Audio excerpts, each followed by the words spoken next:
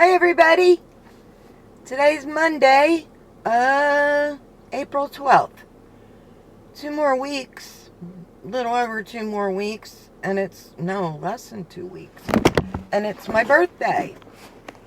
I can't believe I'm going to be 57. But today I wanted to talk about my Charcot Marie Tooth disease. I'm going to be 57 years old. I had both my feet totally reconstructed when I was age 33 through age 35, 36. My surgeries on my feet took about 3 years total. They had to do 1 foot at a time, 2 surgeries on each foot. What they did was my feet had become so deformed with the high arches, curled toes, and everything. My ankles leaned outward really bad.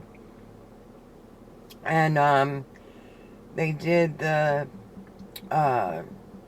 transfer of my tendon. They cut a wedge out in each of my heel bones to help flatten my arches. I have a staple in one heel and a screw in the other. The one that they put the staple in, they said they couldn't put a screw in, so they had to use a staple. I haven't had no problems with that.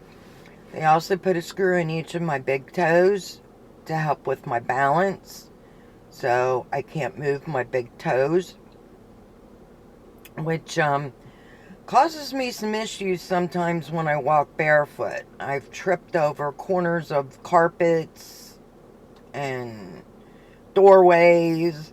So even though I had my feet reconstructed, I still have to be really careful when walking. The best part about getting your feet reconstructed with CMT is not rolling your ankles anymore. It feels so good. I've gone 20 some years now. That fear is still there a little bit when I walk on uneven surfaces.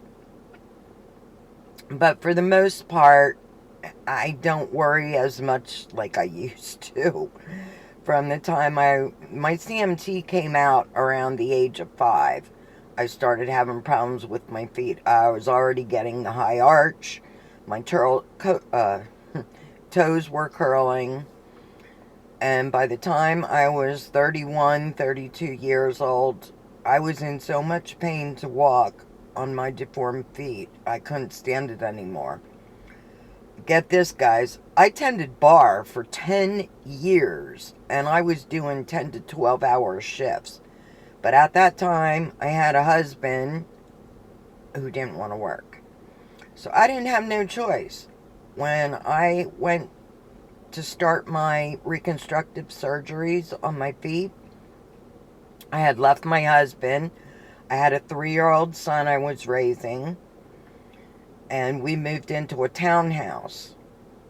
Thankfully, my father helped me. He'd come every day after work and help me out because I had to use a porta pot thing, which really sucked. But my bathroom was upstairs, and I couldn't go the steps after having these surgeries. I wasn't allowed to walk on either of my feet in the very beginning after the surgeries. After I'd have the second surgery on each foot, after I think it was like 6 weeks or something, I was allowed to start walking on it with a boot. So it was rough. I went through hell trying to raise a 3-year-old at the time and having these surgeries and living by myself. But I was lucky for my dad, and I did also have an older neighbor lady who helped me out too. If I needed something from the store and she was going in the store, she'd get it for me. So I was fortunate. But anyways, fast forward to now. It's 20 some years since I had my feet reconstructed. I'm still walking. The only pain I have in my feet is occasionally I get a little ankle pain, but I still have the pins, the needles sticking me from nerves. You know how it is with the peripheral neuropathy with CMT. The nerve pain is horrible. But I don't know about you, but many of us get severe muscle spasms in our calves. I've had that for years, to the point where, doctors just kept calling it restless leg syndrome, but it was more than restless leg syndrome. It was very painful. I ended up going on pain medication just to help control that, because that's the only thing that would stop that pain is opioids. Currently, well, let me say this. I was on narcotics for 20 years. Pills. I was on morphine extended release and Percocets, hydrocodone. Or no, oxycodone. I was on that for 20 years. And finally, one day, I decided I've had enough. I was tired of the way I felt from pain meds. So I started doing some research to find an alternative. We had just become legal here in Florida for medical marijuana, so I knew that was one of my choices that I was definitely going for. But I knew I still needed an opiate. So I did my research and came up with Suboxone. Suboxone is a medication that isn't an opiate, but they use it it's mostly used for drug addicts to come off drugs, for like heroin and stuff like that. It stops withdrawals. But the good thing is Suboxone is very good for pain. Yeah. So I talked to my doctor. I had to find a licensed doctor to prescribe Suboxone because there's a limited amount of pain management doctors who can even prescribe Suboxone. Not everyone's licensed to prescribe it. So I found a doctor who could prescribe it. I switched to him as my pain management doctor, and I started on Suboxone. What a difference.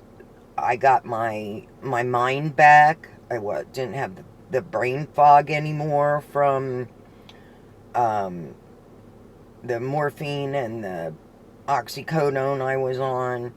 My friends told me that I sounded and looked so much better. So it's been 3 years now that I've been on Suboxone for my back pain. Just had back surgery July 31st last year. I'm having issues with that. I'll do another video and talk more about that. But the Suboxone controls the muscle spasms in my legs. Every once in a while at night, I'll feel a little bit of a muscle spasm in my calves, but hardly ever. The Suboxone controls that. I don't feel it. The Suboxone helps my back pain some, to an extent. I mean, it's not going to take all my back pain away. My back's just too bad with the scoliosis that we get from Charcot Marie Tooth disease. Yeah. So, and I've got a lot of herniated discs. I had one fused, and I'm having trouble with that fusion not healing properly, so the doctor says, but I don't know when I'll be going back to see him yet. He has me using a bone stimulator on my back right now. But yeah, if you're having those awful muscle spasms in your calves, definitely try an opioid. That's the only thing that's going to work. I was on medications for restless leg syndrome. It didn't touch it. Just did not touch it. So I am so happy not to have that pain because I couldn't sit. I could not sit. I could not relax without my legs jumping and carrying on. And it was painful. It was just, I felt like my legs were going like this all the time in my calves. And it hurt. The only way I would get relief was to get up and walk around. And then it still wouldn't stop. As soon as I sat down, it started up again. But yeah, as far as my surgeries, I'm very thankful I had those done. I thank God every morning when I put my feet on the floor and I can still walk another day. Now, due to my back issues, I'm currently using a walker for the most part, mainly because my balance has gotten bad again. But hopefully I get my back straightened out. I can start walking without the walker again. That's my dream. But I do walk a little bit without my walker around the house and stuff. And I can, but my balance is so bad it scares me. So I mainly use the walker because I'm very scared of falling.